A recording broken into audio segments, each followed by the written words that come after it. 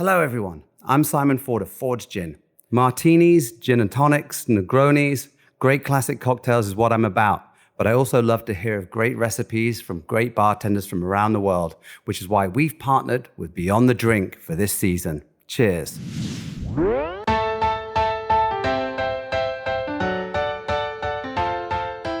Well, you just heard from the man himself, Simon Ford, and this season of Beyond the Drink is presented by Ford's Gin. I'm Cappy, and in this series, we're going to hear from some of the best bartenders in the country as they share the stories and recipes behind their favorite drinks.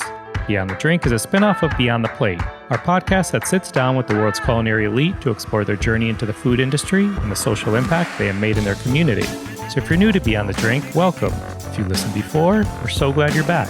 We hope this episode inspires you to create a delicious cocktail, or, like the bartenders we feature, make a difference in your community. To get the cocktail recipe we discuss in this episode, you can check out the episode notes in your podcast player or go to beyondtheplatepodcast.com. One more thing, we have some awesome Beyond the Plate merch. You can find a link in your podcast player or go to our website, beyondtheplatepodcast.com. Head on over and check out our hats, tees, hoodies, and more. Again, that's beyondtheplatepodcast.com. Enjoy this week's episode. Nacho, we like to start with a fun audio test, and for chefs, we often do things like having them name 3 or 5 fresh herbs or their favorite farmer's market ingredients. You have some skills in the DJ world, so why don't you name 3 gin cocktails that make you want to dance? Brambles, for sure. The Southside, I like refreshing cocktails, and shiso gin and tonic. Oh, Bramble, Southside, and shiso gin and tonic. I love it. All right, you sound great. Let's rock. All of them refreshing. All of them can be held while you're dancing as well. I like it. All right, let's do this. Today's guest has nearly 20 years of hospitality experience and has become known for his solid drinks and enthusiastic spirit behind the bar. He's originally from Mexico, and while he happens to be one of the bar world's leading authorities on tequila and mezcal, he's going to share a classic gin cocktail with us today. He lives in Brooklyn, New York, and has led bar teams to receive several big accolades, including Bar of the Year, Best Bar Team, Regional Top 10 nominee for Bartender of the Year, and many more. He's a big proponent of supporting the communities, artists, and makers of the tequila drinking experience. You can find more on him in the episode notes and follow him on Instagram at Hop Ignacio. That's HOPIGNACIO. Please enjoy this episode as we go beyond the drink with not only an incredible bartender, but a talented DJ as well, Jose Ignacio Nacho Jimenez. Good to have you here, Nacho. Hey, thank you for having me. Excited to be here with you. Thank you for the opportunity. I'm excited. I feel like more than half of the people I follow in the bartending world, you come across my Instagram screen, sometimes DJing, sometimes making a cocktail. So I'm happy to talk with you today. Yes, I love it. Such a pleasure being here. Thank you so much for having me. Of course. Nacho, we've been kicking off these Beyond the Drink episodes with a cocktail speed round. So given today's cocktail, we're going to go a little spirit forward and bold on this speed round, all right? Mm-hmm. Number 1, name the cocktail that inspired you to get behind the bar. I probably would say the Cosmopolitan. Okay, yeah. Yeah, I arrived early 2000s to New York. Cosmo was a big cocktail back then. So I would say probably we were selling so many Cosmopolitans at the bars that I was working. I wasn't even a bartender back then. That was probably the cocktail on trend, and Sex and the City was still on. I would say definitely the Cosmopolitan. Good one. All right, number 2, name a smell behind the bar that you love. A smell behind the bar. Fresh mint. Fresh mint. Name a smell behind the bar you hate. Oh, the smell of dirty rocks. Everyone out behind the bar have those plastic rocks, and when they get so old, they start to smell. They have this smell that it's just like the smell of dirt. It's just gross. Yeah, dirty rags. All right, last cocktail that blew you away. I think cold pizza from Double Chicken. Oh, yeah. That's so funny. We had Haley Traub on, and she also mentioned she had a Waldorf. Was it her? I think I mentioned a Waldorf salad cocktail or something she had there. And that's so funny. Yeah, I think it's called pizza or something pizza, but I remember just trying the cocktail, and it's incredible. Like, it's just absolutely fantastic. I really have to go there next time I'm in New York. Yes, you should. Last one gin cocktail everyone needs to try. One gin cocktail everyone needs to try. Negroni. All right. If you haven't, if you haven't by now, you definitely need to try it. That's the one. Love it. All right, Nacho, I'm excited to talk about this cocktail. So have at it. What cocktail are we talking about today? I want to hear why you chose this one and what's in it. And I know martinis, I feel like hold a special place in your heart. So tell me more. Absolutely. Yes, just coming to New York, I remember one of the first experiences having with martinis was going to this bar called Pravda, which was a Russian bar. You needed to go downstairs, and they had like this air of like kind of in a speakeasy upstairs bar. Their specialty were martinis. So my fascination with the bartender world also started from looking at martinis being made and drinking martinis. Later on in my career, becoming a bartender, definitely the martini is that one kind of iconic drink that everyone has their personal style and everyone has their way of drinking. And obviously, with the accessibility to more ingredients, martini world has become even greater than before. I like all variations of martinis. In this case, I'm choosing a martini called Caprice, which is essentially 2 parts gin and equal parts of the vermouth and Benedictine with a couple of dashes of bitters. I think that little variation of the Benedictine and the vermouth bring a certain herbaceous notes to the martini that in this case, using a very citrus forward gin and like juniper forward gin as well, like the fourth gin, definitely highlights all of those elements together. Yeah, I love the versatility of that style of drink, the martini, like I said, and this is a really nice variation that if you haven't tried, you should definitely get on and try it. That's great. So the Caprice, it's gin, dry vermouth, Benedictine, and orange bitters. For the home bartender, if you will, that is listening and may not be familiar with some of these, can you explain Benedictine, for example?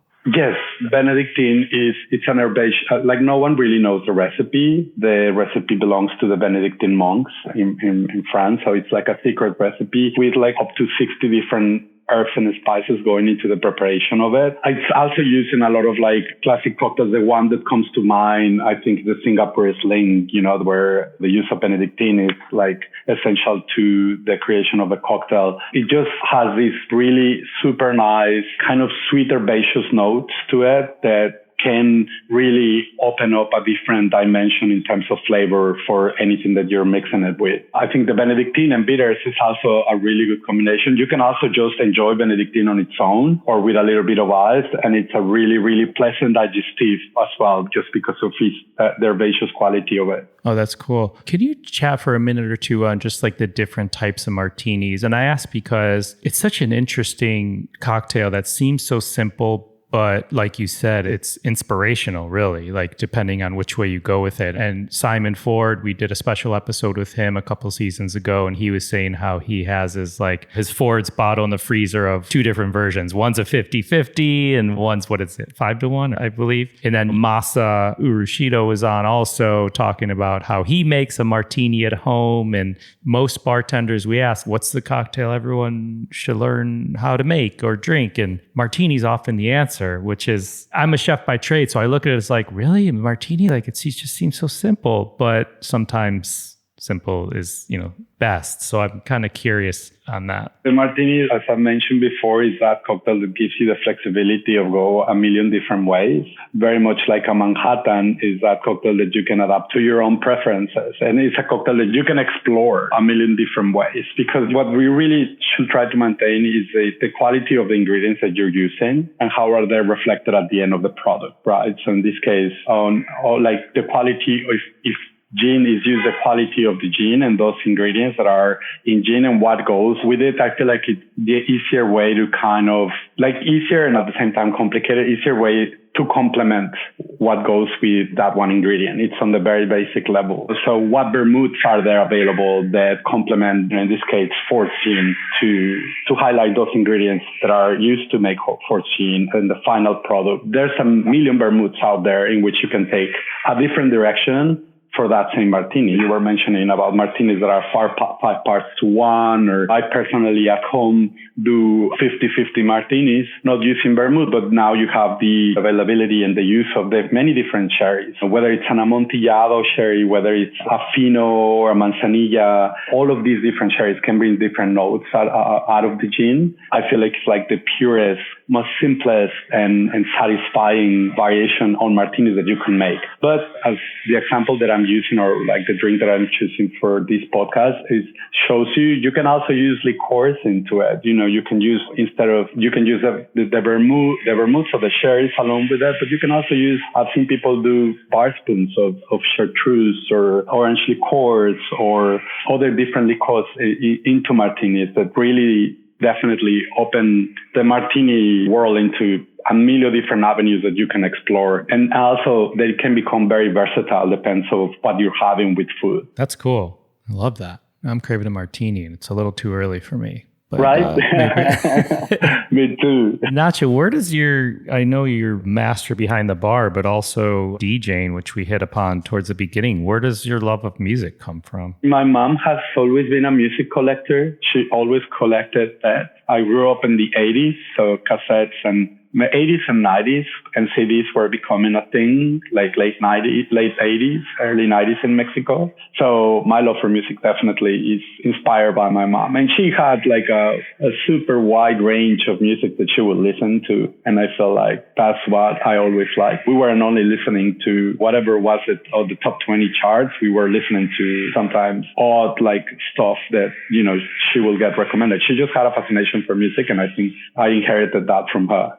That's cool. Does it ever play into your cocktail making? Not into my cocktail making. I think about names sometimes, but I think curating a DJ set, very much that curating an evening behind the bar. I'm not like so much into the cocktail itself. It's a tool for me to show a whole journey or a whole experience when you come to see me at my bar. It's everything that tells like a journey. The same way with a track. Where is it that I'm going to go and what's the final purpose of that journey that I'm creating for people? And that's how I incorporate cocktails into it. It's like, okay, this is how and when and where I'm going to put it in your journey with me while you're in front of me. That's cool.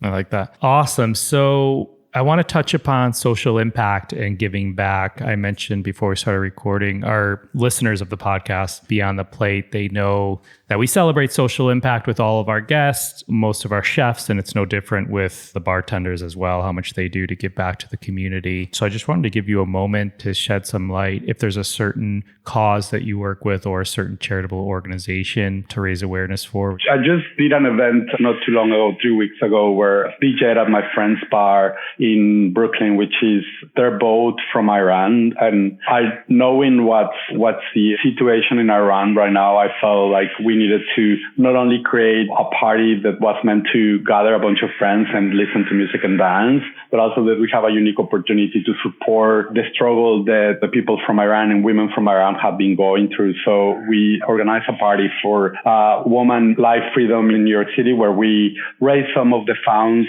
of a cocktail that we have created and donated to the support to amplifying these voices that are struggling at the moment. I know there's a million different causes right now. One cause that also comes to mind is always preserving and giving voices to those of the agave world. So I've worked with organizations like Sacred Agave in the past where, have supported their efforts in the awareness and bringing awareness to what's happening in the agave world and all the preservation of the mezcal industry back in Oaxaca and in all Mexico. Yeah, so those two are the two organizations that most recently I have worked in. I'm about to open a bar in the next few months ahead of me. I always feel compelled to also try to work with organizations of illegal immigrants and how we can support that community. It's still to be decided, but it's going to be a big part of the business and what is going to be our presence in this particular theme. But I feel like that is a continuous struggle that happens in our country, the immigration and the resources that people that come into the country have. And there's a million ways of helping out. And yeah, I want to be in touch with that too. That's awesome. Thank you for sharing all that. It really is amazing, like how a chef or a bartender like yourself can just use your talent and what you do to just go and do. I mean, you went to your friend's bar, had a fun night, danced, made some cocktails, raised some funds for the people of Iran for the causes that you're set out to raise funds for. But it's really incredible how the industry just pulls together and is able to do that on a whim and help out. Seems so simple, but it's truly amazing. Whatever you are, your position in life, no matter what it is, like in this case, my personal experience is that I am certainly more privileged than other people. And we cannot go on in this world without using this privilege to help and support other people that are less privileged. I cannot go on creating just like an experience without any purpose. So whatever it is, like in your case, you're using this podcast not to only amplify the voices of the bartenders, the drinks and the experiences and in hospitality, but also to create consciousness about creating opportunities and creating support for those more in a need than us. So I think that ultimately what's a big reminder is that I'm still in a very privileged position and I should use whatever opportunities and whatever tools I have at hand to help others that are not so lucky. I love that. I'm going to end on that, Nacho. That was incredible. Thank you. I mean, I've read about you and your sense of hospitality, and people listening, you can't exactly see this right now, but Nacho's wearing a sweatshirt that big and bold across his chest says cultivate kindness. So right on par with the episode. Thank you again, Nacho, for everything you do. It was a pleasure to talk to you, and I'll either have to seek you out at one of your pop-ups you do in New York or Miami, or I'll have to wait for that next project to open. Yeah, it's coming very soon. I'll keep you on the loop, Andrew. Thank you so much for having this. It's such a pleasure. Thank you for your time. Thank you. To get the recipe from this episode, check out the episode notes in your podcast player or go to beyondtheplatepodcast.com. This episode is produced by myself along with Ian Cohen, Joel Yetton, and Sean Petrosian. Find me and keep up to date with this podcast across all social media platforms at On Cappy's Plate or go to beyondtheplatepodcast.com. Beyond the Plate is on all the socials at BT Plate Podcast. Please rate, review, and subscribe to this podcast on your listening site of choice. Thank you for listening to Beyond the Drink, a production of Beyond the Plate. I'm Cappy.